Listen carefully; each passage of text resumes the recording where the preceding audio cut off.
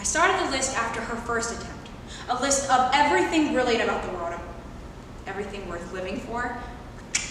Number 1, ice cream. Number 2, staying up past your bedtime and being able to watch TV. Number 3, the color yellow. Number 4, things with stripes. Number 5,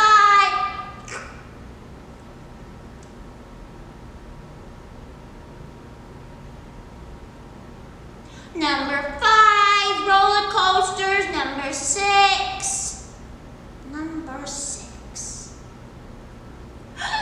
people falling over. All things that at the age of 7 I thought were really good, but not necessarily things my mom would agree with. I started the list on the 9th of November. Up until that day, my experience of death was that of my dog, Sherlock Bones. And in fact, that was my only experience of death. A loved one becoming an object and being taken away forever. According to the World Health Organization, close to 800,000 people every year commit suicide. And for every one of those suicides, 6 people are greatly affected. That is 4.8 million people affected by suicide every year, and not including the 800,000 alone. As a child of someone with reoccurring suicidal thoughts, you're left with many questions, such as, will they still be here tomorrow morning, or will I be able to tell them I love them one last time? In the following selection, we explore the effects on those surrounding the one suffering by Maya as she talks to her support group. Because after all, hope is being able to see that there is light despite all of the darkness.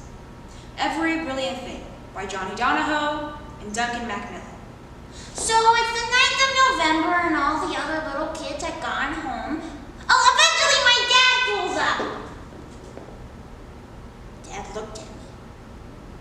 Your body has a way of knowing when something's bad happening before your brain even knows what happened. It's a survival mechanism. It feels like a trapdoor opening beneath you. Fight or flight or stand as still as you can. So I stood very still, staring at my dad. Oh, well, eventually I got into the car. When we got to the hospital, Mom saw me and said, "Not her." So I sat in the corridor.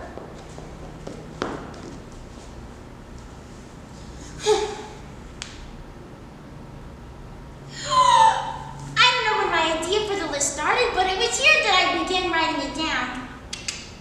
Number 8, spaghetti. Number 9, Danger Mouse. Number 10, wearing a cape. Mom did eventually come home and by then the list was 8.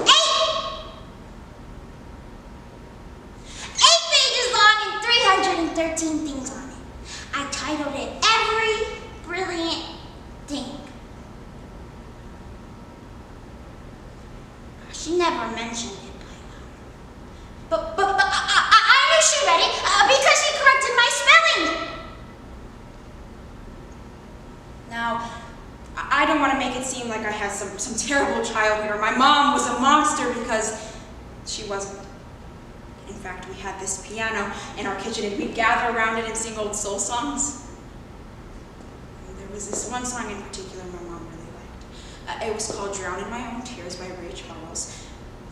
It went a little something like, it brings a tear into my eyes when I begin to realize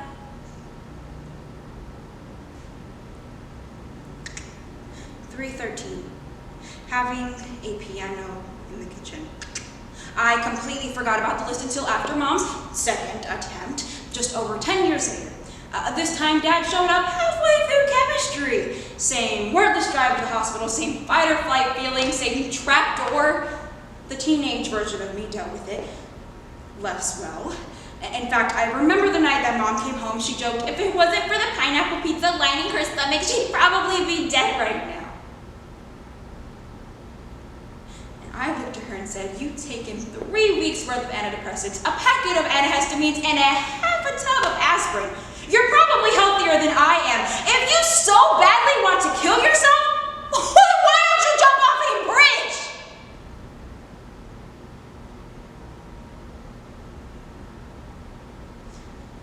Rather than storm off, I sat there furious that she was wishing she was dead.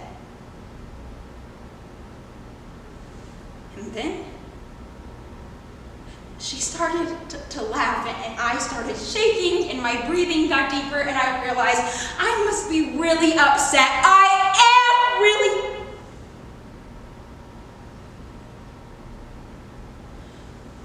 upset.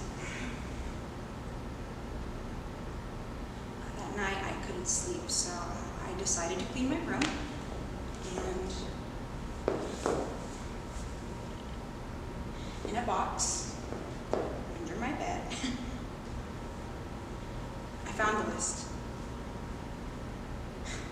Number 1, ice cream. Number 8, spaghetti. The younger me was hopeful. Naive, yes, but hopeful. So I decided to pick up a pen and start where that little girl had left off. 3:14, the smell of old books. 3:15, easily the even number Star Trek films. And 3:17, making up after an argument. The next morning, I sat on the edge of Mom's bed and I read her the list. And she got up and left the room. The next couple of days I spent talking to her back a lot. 371 piglets, 419 hammocks. It was my goal to reach 1,000. Things had to be genuinely great and life-affirming, like $9.99 really good oranges.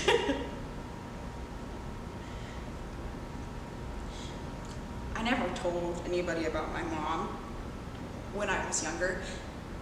See, there'd be times when I wouldn't have socks on or I wouldn't have a lunch, and I just didn't want people to think it was because my mom was. Well, I don't know. You see, the real risk of everything was number 392,451. The calm that follows the realization that even though you are in a regrettable situation, there is absolutely nothing you can do about it. The real risk was that I was worried I would get to the same point as my mom and take the same steps she did. In fact, I thought about it a lot recently, and I wasn't there for my mom's last time. Neither was my dad. The neighbors called about complaints of exhaust fumes, and eventually the police cut into our garage. She had stuck a hose pipe through the driver's side window.